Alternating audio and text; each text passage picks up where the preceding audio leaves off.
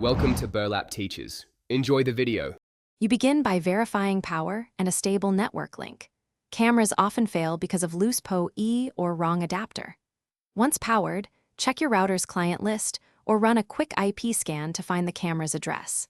Make sure to note model and admin credentials so you can log in directly. Then open a browser or the NVR interface and prepare for manual entry.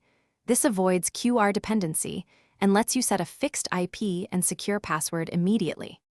You now access the camera's web interface or use an OnVIF discovery tool to connect. This is how you bypass QR scanning. Once logged in, locate network settings and assign a static IP in your LANs range so the device stays reachable. Make sure subnet mask and gateway match your router and set DNS to your preferred resolver.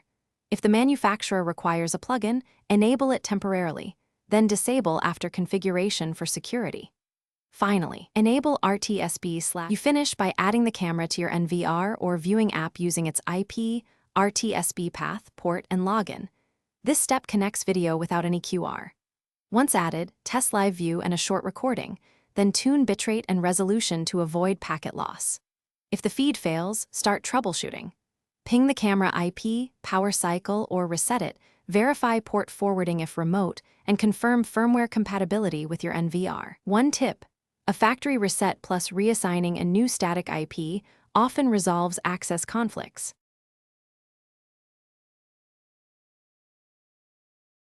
Thanks for watching. Consider subscribing if this video helped you.